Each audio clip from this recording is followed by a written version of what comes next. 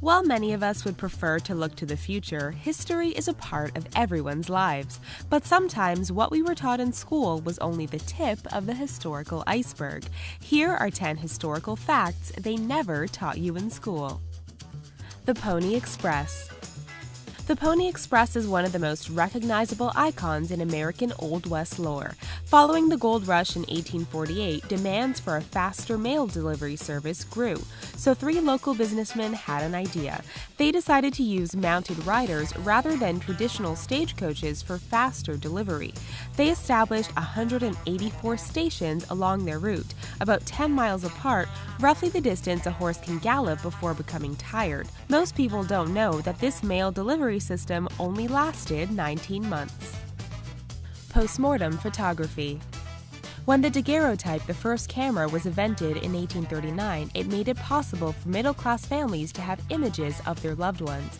Many families were not wealthy enough to afford painted portraits, so photography sessions were much faster and less expensive. At the time, childhood mortality was extremely high, so using the daguerreotype to photograph the dead became a very common practice in Victorian-era Britain. Sometimes the only images of the deceased were taken after they had passed. The dead would be positioned to appear as though they were sleeping or propped up in chairs, sometimes with the entire family. Heroin as medicine. Before it became an illegal narcotic, heroin was used as medicine. It was used as an anti-diarrheal, a cough suppressant, and a way to soothe a fussy baby. Medical professionals used opium to develop morphine around 1810. They were amazed by its ability to alleviate severe pain and named it after the Greek god of dreams, Morpheus, because of the euphoric side effects. Then, in 1894, Germany had developed their own version, calling it heroin. They claimed it was a non-addictive alternative to morphine. The drugs could be bought over the counter from pharmacies until the 1920s. Leif Erikson. 500 years before Christopher Columbus was said to have discovered the Americas, Norse explorer Leif Erikson is actually considered the first European to discover North America. Leif was the son of Eric the Red, a Viking and founder of the Norse settlement now known as Greenland. After leaving Greenland to travel to Norway in 999 AD, Leif converted to Christianity and was instructed to bring the religion back to Greenland. It is believed that upon his return voyage, Leif was blown off course and came across the northern tip of what is now Newfoundland, though he did not settle the area. The swastika. 5,000 years before Hitler turned the swastika into one of the most feared and hated symbols in the modern world, it had a very different meaning. The symbol of the hooked cross represented good luck and well-being and dates as far back as the 2nd century BCE. It is a sacred symbol even today in many Eastern religions like Buddhism and Hinduism and is seen in temples and homes. By 1920, the symbol was associated with the German ideology of a pure race and was later adopted by the Nazi Party during World War II, forever changing and stigmatizing the once innocent symbol. Female hysteria treatment.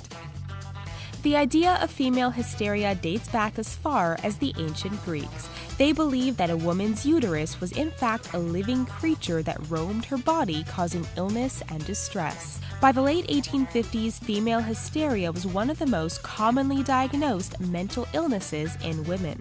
Symptoms of female hysteria were said to include insomnia, nervousness, and lack of appetite. In extreme cases, physicians would order the removal of the uterus or a trip to the insane asylum. But more commonly, the treatment involved the doctor manually stimulating the clitoris. Given the overwhelming amount of patients that were diagnosed with female hysteria, physicians developed the first vibrators to allow women to relieve their own symptoms. World's shortest war. The Anglo-Zanzibar War of 1896 was a conflict between the military of the United Kingdom and the Zanzibar Sultanate. It began with the death of a pro-British sultan. His successor and cousin then took over the palace within hours of his death without the approval of the British diplomats. He was warned to stand down but began to gather his armies instead.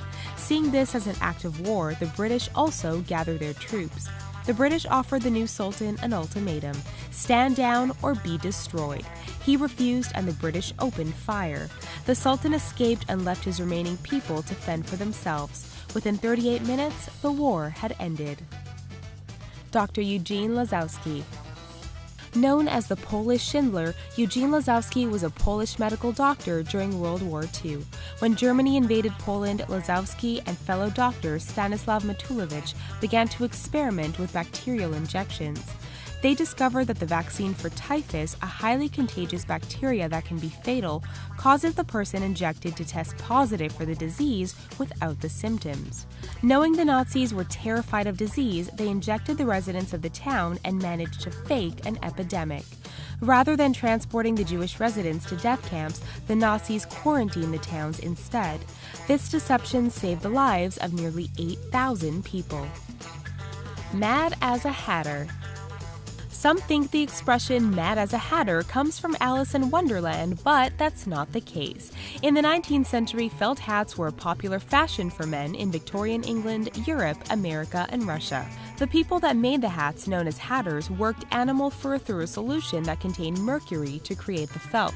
It was later discovered that prolonged exposure to the vapors caused mental confusion and neurological damage, which made the hatters appear to be insane. The syndrome came to be known as Mad Hatter disease. Foot binding. Also known as lotus feet, foot binding was the practice in Imperial China of binding a girl's feet before the age of 6 to stop them from growing. The girls' toes would be bent underneath the sole of their foot and tied tightly with ribbon up to their ankles. They would then be made to walk until their foot broke, which would tie the bindings tighter. The process could take up to 3 years, and their feet would remain deformed for the rest of their lives. Girls with lotus feet were considered to be the most beautiful and sexually pleasing and earned them a higher rank in society. The practice of foot binding began to die out in the 1920s, but didn't stop completely until the late 1950s. We hope you enjoyed this video and that you might have even learned something new. Please subscribe to The Riches for more incredible videos daily, and don't forget to give us a thumbs up before you go. Thanks for watching!